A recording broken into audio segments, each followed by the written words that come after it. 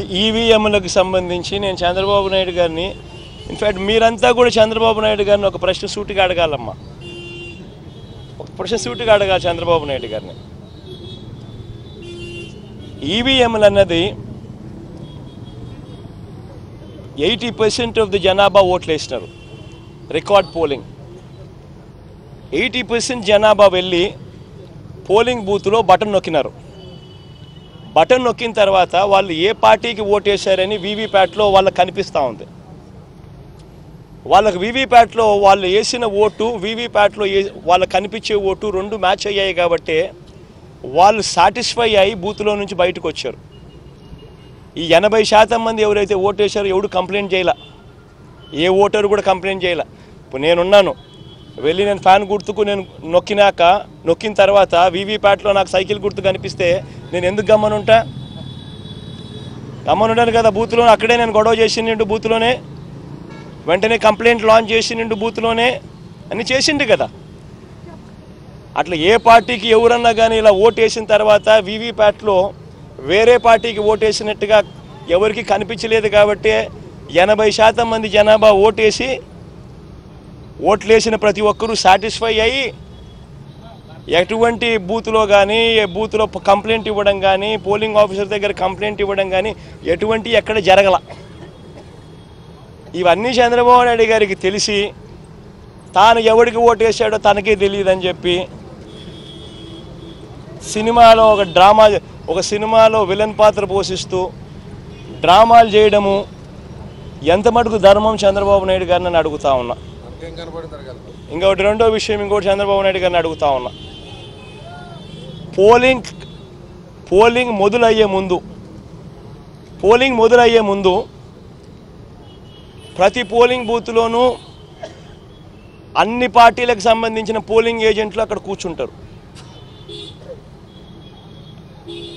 వాళ్ళందరూ కూర్చున్న తర్వాత ఈవీఎంలు వీళ్ళందరూ చెక్ చేస్తారు, వీళ్ళందరూ టెస్ట్ చేస్తారు. 50 ఓట్లు మాక్ పోలింగ్ చేస్తారు. 50 ఓట్లు మాక్ పోలింగ్ చేస్తారు ఈ పోలింగ్ ఏజెంట్స్. వాళ్ళు నొక్కిన గుర్తు వీప్యాట్లో వాళ్ళకు స్లిప్ ఏదైతే బయటకు వస్తుందో ఆ గుర్తు రెండు మ్యాచ్ అయినాయా లేదో చూసుకుంటారు. చూసుకున్న తర్వాత వీళ్ళు సంతకాలు పెడతారు, పోలింగ్ ఏజెంట్ సంతకాలు పెడతారు. మేము వెరిఫై చేసినాము 50 ఓట్లు ఒక్కొక్కరు 50 ఓట్లు వెరిఫై చేసినాము, ఈవీఎంలు బాగా పనిచేస్తూ ఉన్నాయి అని సంతకాలు పెడతారు. ఆ సంతకాలు పెట్టిన తర్వాతనే జనరల్ ప్రజలకు పబ్లిక్కు ఓటింగ్ను పర్మిట్ చేస్తారు. ఓటింగ్ తర్వాతనే అవకాశం ఇస్తారు జనరల్ పబ్లిక్కు.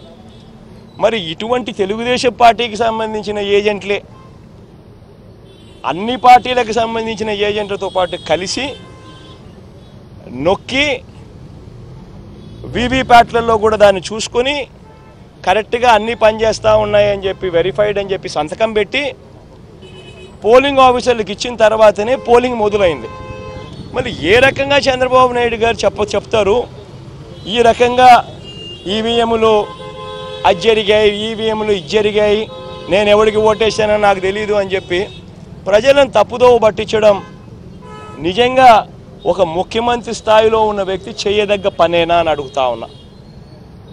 ఇక మూడోది చంద్రబాబు నాయుడు గారిని మీ తరపున అడుగుతా ఉన్నా, మీరు కూడా దయచేసి అడగండి. అప్పుడన్నా ఇంకా వీవీప్యాట్లో ఇంకా లేవు, ఇంకా మేము అనాలా. అప్పుడు బటన్ ఎవరికి నొక్కినామో ఎవరికి పోటు పడిందో మాకు తెలియదని మేము అనాలా. కానీ ఇక్కడైతే కనీసం కనిపిస్తూ ఉంది. వీవీప్యాట్ తర్వాత ఇంకా వీవీప్యాట్ కూడా వచ్చింది. బటన్ నొక్కిన తర్వాత వీవీప్యాట్లో కనిపిస్తూ ఉంది ఏ పార్టీకి ఓటేసామని. అప్పుడు చంద్రబాబు నాయుడు 2014లో గెలిచినప్పుడు అది కూడా లేదు, అయినా మేమేమో అనలా. చంద్రబాబు నాయుడు గారు నంద్యాల బై ఎలక్షన్ చేసినాడు, తర్వాత 30,000తో గెలిచినాడు నంద్యాల బై ఎలక్షన్. అప్పుడు ఇదే ఈవీఎంలు ఇదే వీవీప్యాట్ ఆయనకు అనుకూలంగా తీర్పు వస్తే ఏమలా అన్నీ బాగున్నాయి. వీవీప్యాట్లు బ్రహ్మాండంగా ఉన్నాయి, ఈవీఎంలు బ్రహ్మాండంగా ఉన్నాయి. మరి ఇదే ఈవీఎంలు జనరల్ ఎలక్షన్స్కు 3 నెలల ముందు రాజస్థాన్, ఛత్తీస్గఢ్, మధ్యప్రదేశ్ 3 రాష్ట్రాలలో కాంగ్రెస్ పార్టీ గెలిచింది, ఇంక్లూడింగ్ కర్ణాటకలో కూడా.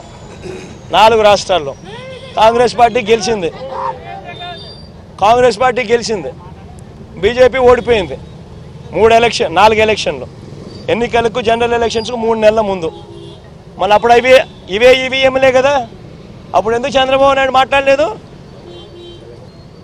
ప్రజలు తనను వ్యతిరేకంగా ఓటు వేస్తున్నారు అని చెప్పి తెలిసి ప్రజల గాలి తన వైపు లేదు అని తెలుసుకొని ఎంతటి దారుణంగా డెమోక్రసీని అవహేళన చేస్తూ ప్రజల తీర్పును అవహేళన చేస్తూ మాట్లాడుతూ ఉంటే ఈ మనిషి నిజంగా మనిషేనా అని అడుగుతా ఉన్నా. ఈయన బుద్ధి గెలిస్తే సింధుకు నేనే బ్యాడ్మింటన్ నేర్పించిన, బిల్ గేట్స్ కంప్యూటర్ ఎలా నొక్కాలో నేనే నేర్పించిన, సెల్ ఫోన్ నేనే కనిపెట్టా,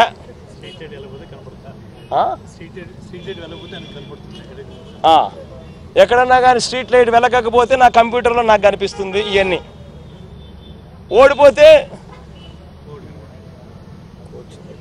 ఓడిపోతే సింధు కోచ్ తప్పు, నా computer correct, bill gates button నొక్కడం కరెక్ట్గా నొక్కల. ఇవన్నీ మాట్లాడతాడు. ఇదే జరుగుతూ ఉంది. ప్రజలు చంద్రబాబు నాయుడు గారు ఆయన చేసిన మోసాలను చూశారు, ఆయన చేసిన అన్యాయాలను చూశారు, ఆయన చేసిన అధర్మ పరిపాలన చూసినారు.